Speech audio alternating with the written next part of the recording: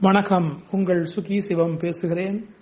ஆசிரியர் தினத்தன்று wisdom wealth international பள்ளியின் ஆசிரியர்களுக்காக ஒரு உரை நிகழ்த்தினேன். அதனை பகுதி 1, 2, 3, 4 என்று 4 பகுதிகளாக பிரித்து எங்கள் சேனல் மூலமாக ஒளிப்பதிவு செய்து வெளியிட்டிருக்கிறோம். இது ஆசிரியர்களுக்கு மட்டுமல்ல, பலருக்கும் பயன்படக்கூடிய பேச்சு. வாழ்வில் நம்முடைய வழிகாட்டிகள் எப்படி உருவாகிறார்கள் என்பது பற்றிய ஒரு சிந்தனை. கேட்டு மகிழும்படி கேட்டுக்கொள்கிறேன். பகுதி 1, 2, 3, 4 என்று அதனுடைய தொடர்ச்சி தொடர்ந்து ஒளிபரப்பப்படும். நன்றி, வணக்கம். ஒரு உதாரணம் சொல்ற பாருங்களேன். குருட்சேத்திர யுத்தம் நடந்தது இல்லையா, மகாபாரத யுத்தம் நடந்தது இல்லையா, அதுல பகவான் கிருஷ்ணன் அர்ஜுனனுக்கு கீதை சொன்னார். ரொம்ப அருமையா கீதைக்கு விளக்கம் சொல்லி, இவன் கேட்ட சந்தேகத்துக்கு எல்லாம் விளக்கம் சொல்லி 18 அத்தியாயம் 700 ஸ்லோகம் எல்லாத்தையும் அவர் விளக்கமா சொன்னார். சொல்லி முடிச்ச உடனே எல்லாத்தையும் கேட்டாரு. கிருஷ்ண பரமாத்மா சொல்லி முடிச்சதெல்லாம் அர்ஜுனை கேட்டு முடிச்சிட்டு விஸ்வரூபம் காமிச்சு முடிச்சதுக்கு அப்புறம் கையெடுத்து கும்பிட்டுட்டு அர்ஜுன் சொன்னாரு, நிறைய சொல்லிட்டு அட் அ டைம், நீ பாட்டுக்கு 700 ஸ்லோகம் மொத்தத்துல புரிஞ்ச மாதிரி இருந்தது. நீ சொல்லிக்கிட்டே இருக்கும் போது எனக்கு புரிஞ்ச மாதிரி இருந்தது. ஆனா இப்ப நடுவுல திடீர்னு டவுட் வரும். நீ என்னன்னு சொன்னீங்கன்னு ஞாபகம் வராது, எனக்கு மறந்து போயிட்டா இப்ப நான் யார்கிட்ட கேட்பேன்? இப்ப கூட ஒரு 4-5 பேர் இருந்தாலும் அது ஏப்பா அன்னைக்கு வாத்தியார் சொன்னாரு என்னன்னு கேட்கலாம். நீ ஒத்தாள்கிட்ட சொல்லிட்ட, எனக்கு நடுவுல மறந்து போச்சுன்னா இப்ப நான் என்ன பண்றது? நான் யார்கிட்ட போய் கேட்பேன்னாராம் அர்ஜுனன். கொடியில கூத்தாடிக்கிட்டு இருந்தாரு பாருங்க அனுமன் கொடியில இருக்கிறாரு பாருங்க. அவர் அர்ஜுனை பார்த்து கேட்டாராம், எந்த இடம் உனக்கு ஞாபகம் இல்ல, எப்ப மறந்தாலும் என்ன கேளுன்னா.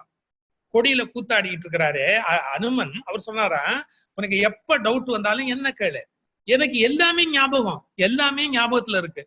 கிருஷ்ணன் நிமிர்ந்து மேல பார்த்து அனுமன்ட்ட சொன்னாரா, நான் உனக்கு சொல்லலையேடா, நான் ஒண்ணும் உனக்கு பாடம் நடத்தலையே, நான் இவனுக்கு தானே. யாருக்கு நடத்தினா என்னங்க, நல்ல விஷயம், நான் அப்படியே உள்ள வாங்கி போட்டேன், ஈடுபாடு இருந்தது, சுவையா இருந்தது, முழுசா வாங்கி உள்ளத்துக்கு போட்டேன் அப்படின்னு. எவ்வளவு பெரிய விஷயம் பாருங்க.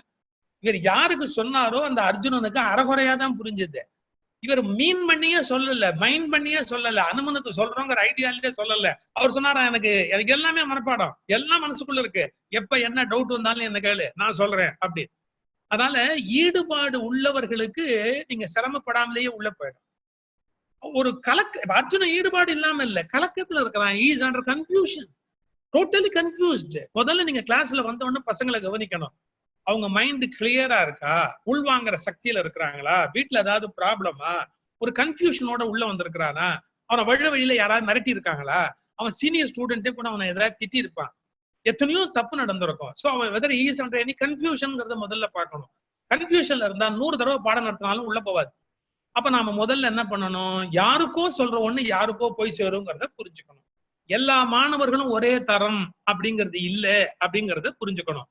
ஆர்வம் உள்ளவர்கள் வேகமாக உள்வாங்குவார்கள். அப்ப அந்த ஆர்வத்தை ஏற்படுத்தணும். இதெல்லாம் தான் டீச்சிங்ல இருக்கக்கூடிய ரொம்ப இம்பார்ட்டன்டான டெக்னிக்.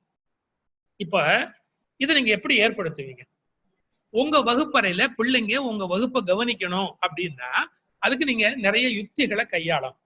இதை முதலியே கூட வழக்கு. நீங்க சில பேர் கம்ப்யூட்டர்ல பார்ப்பாங்க, சில பேர் புத்தகத்துல பார்ப்பாங்க, சில பேர் குரூப் டிஸ்கஷன் மூலமா புரிஞ்சுக்குவாங்க, சில பேர் டீச்சர் சொல்லி கொடுக்கறது மூலமா புரிஞ்சுக்குவாங்க, சில பேர் டீச்சருடைய மோனோ ஆக்டிங், நடிச்சு காட்டுறது, பாடி காட்டுறது, ஆடி காட்டுறது, இது மாதிரி there are so many techniques. எதுவா இருந்தாலும் கவலை இல்லை, ஆனா ஒரு குழந்தையினுடைய மனதுல அது போய் பதியணும். ஒரு சின்ன விஷயம் சொல்றேன். நிறைய உபகதைகள் சொல்லுவதன் மூலமாக குழந்தைகளுக்கு உண்மைகளை பதிய வைக்கலாம். இப்ப நான் 40 வருஷமா மேடையில் இருக்கிறேன். நான் கிட்டத்தட்ட வெற்றிகரமான ஒரு பேச்சாளர் அப்படின்னு பலரால அசஸ் பண்ணப்பட்ட ஒரு ஆள். நான் சொல்லிக்கிட்டேன்னா உடனே இவருக்கு இவ்வளவு கர்வமா திமிரான்லாம் ஆரம்பிச்சுடுவாங்க. 40 ஆண்டுகளுக்கு மேல, மிகச்சரியா சொல்றதா இருந்தா 50 ஆண்டுகளா நான் மேடையில் இருக்கிறேன்.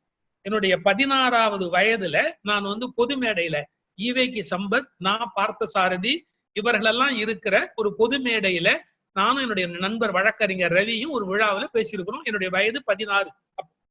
நான் 50 ஆண்டுகளாக பொது மேடையில இருக்கிறேன். எதுக்கு அதை சொல்றேன்? பெருமைக்கு சொல்லல. இப்ப நான் வெற்றி பெற வேணும் அப்படின்னா நான் சில டெக்னிக் வச்சிருப்பேன்ல, இல்லாட்டி நான் வெற்றி பெற முடியுமா?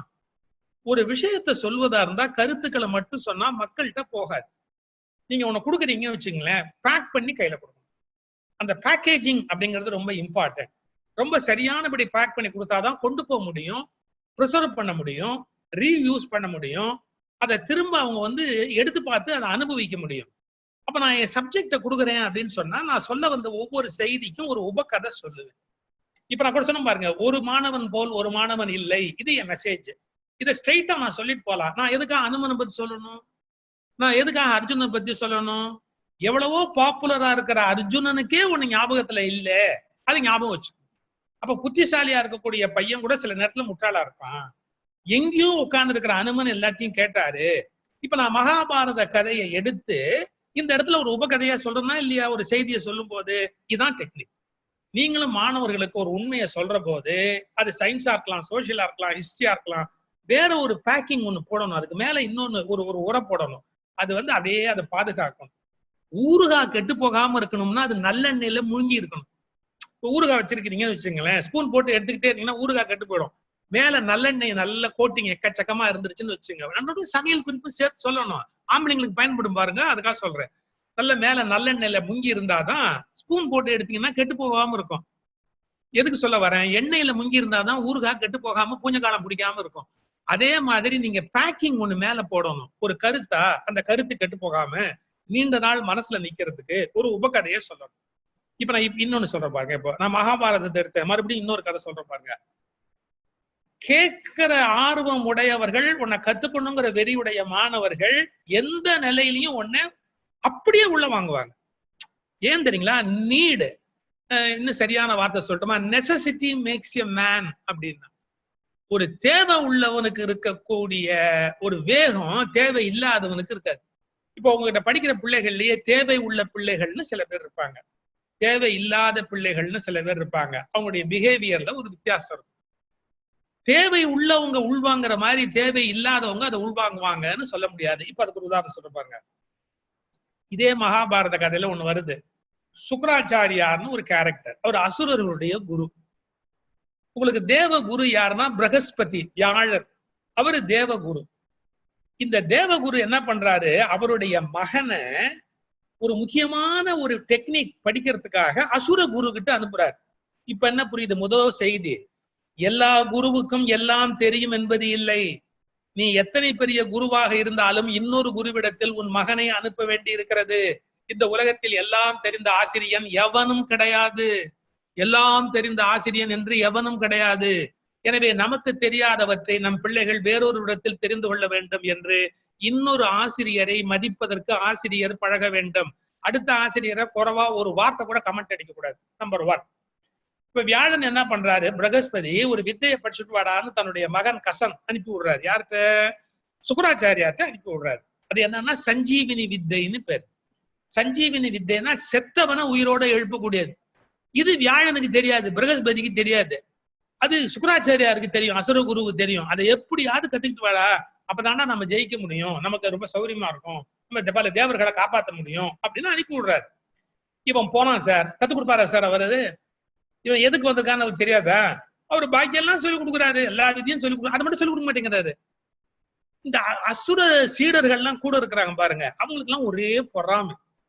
இந்த பய வந்து இந்த வித்தையை கத்துட்டு போறான் நம்ம குரு கிட்ட இருந்து, அதனால இவனை கொன்னே போட்டுறணும் அப்படின்னு முடிவு பண்ணி இந்த கசனை கொன்னுட்டாங்க. அவனை கொன்னே போட்டாங்க, துண்டு துண்டா வெட்டி போட்டுட்டாங்க, மாம்சத்தான் அப்படியே துண்டு துண்டா வெட்டி போட்டுட்டாங்க. சிக்கல் என்ன தெரியுமா, அசுரகுரு சுக்கராச்சாரியாருடைய மகள் அவள் இவனை காதலிக்கிறார், கசனை காதலிக்கிறார். அதனால அவங்க அப்பாட்ட சொல்றா, என்னன்னு தெரியல, போனவர் இன்னும் வரல, என்னன்னு தெரியல, போனவர் இன்னும் வரல, அவருக்கு ஏதாவது ஆனா ஆயிருக்கும், அவர் என்ன ஆயிருந்தாலும் பரவாயில்ல, அவர் உயிரோட எழுப்பி கொண்டாங்கோ அப்படிங்கிறது. கண்டுபிடிச்சாரு, அவன் இறந்து போயிருக்கான் அப்படின்னு. இப்போ இந்த சஞ்சீவினி வித்தையை பயன்படுத்தி அவனை எழுப்பி, மகள் கேட்கறா பாருங்க, குடுத்துட்டார். ஆனா ஒண்ணு மறக்க கூடாது, எழுப்புனாரே ஒழிய இந்த வித்தை என்னங்கிறது செத்து போனதுனால அவனுக்கு தெரியாது, ஏன்னா அவன் செத்து கிடக்குறான். அப்போ இந்த அசுர பிள்ளைங்க மாத்தி மாத்தி பார்த்தாங்க, ஒண்ணும் நடக்கல. கடைசியா ஒரு காரியம் பண்ணாங்க. ஒரு தடவை இந்த கசனை கொன்னு அவனை எரிச்சு சாம்பலாக்கி, அதான் ரொம்ப டாப்பு, எரிச்சு சாம்பலாக்கி நல்ல கல்லுல மது போதை அதுல கலந்து குருவுக்கே குடுத்துட்டாங்க. சுக்கராச்சாரியார் குடிக்கிறதுல குடுத்துட்டாங்க. போடு அப்படின்னு குடுத்துட்டாங்க. இப்ப என்ன போச்சு, இந்த கசன் எரிக்கப்பட்டு சாம்பலாகி குரு வயிற்றுக்குள்ளே போயிட்டான். இப்ப சஞ்சீவினி வித்தியை அவர் பயன்படுத்துவாரா? அவன் வயிற்றுல ஏஞ்சி வெளியே வந்தான்னா என்ன வருது, குரு செத்து போடுவார் இல்ல, அப்ப அவர் செய்ய மாட்டார்ல. அதனால எல்லாம் கூட இருக்கிறவங்க ஏற்பாடு பண்ணி அவனை எரிச்சு சாம்பல் ஆக்கி சாராயத்துல கலந்து அது குருவுக்கே கொடுத்துட்டான். உள்ளுக்குள்ளே குடி அப்படின்னு கொடுத்துட்டான். இவர் வழக்கம் போல பொண்ணு சொன்னாலேன்னு மந்திரத்தை ஜபிக்கிறாரு. இவன் கசன் எந்திரிச்சு வர்றான், வயிற்றுல இருந்து எந்திரிச்சுட்டான். ஆனா அவன் சொல்றான், குருவே நான் இப்ப வெளியே வந்தா வயிற்று கழிச்சுட்டு வரணும், உங்களுக்கு மரணம் வரும், அது நியாயம் இல்லை, உங்களுடைய மரணத்துக்கு நான் காரணமா இருக்கக்கூடாது அப்படின்னு பணிவோட சொல்றான். அந்த குரு ஒரு நிமிஷம் யோசிக்கிறாரு. அப்ப நீ ஒண்ணு பண்ணு, இந்த சஞ்சீவினி வித்தைய உனக்கு நான் இப்ப சொல்லித்தரேன், நான் சொல்றத கவனமா கேட்டுக்கோ. நீ கவனமா கேட்டுக்கிட்டா என்ன நன்மைன்னா, என் வயிற்ற கிழிச்சிட்டு நீ வெளியே வருவ, வெளியில வந்ததுக்கு பிறகு அந்த மந்திரத்தை சொல்லி என்ன எழுப்பிடு, நான் இறந்து போயிருப்பேன்ல, அப்ப நீ என்ன எழுப்பணும்னா உனக்கு அந்த மந்திரத்தை நான் சொல்லணும், நீ நல்ல கவனமா கேட்டுக்க அப்படின்னு சஞ்சீவினி மந்திரத்தை உள்ள எந்திரிச்சு நிக்கிறவனுக்கு குரு சொன்னாரு, சுக்கராச்சாரியார் சொன்னாரு. ஒரு தடவை சொன்ன உடனே கிராஸ்பிங் அப்படியே கசன் அதுக்கு தானே வந்திருக்கிறாங்க.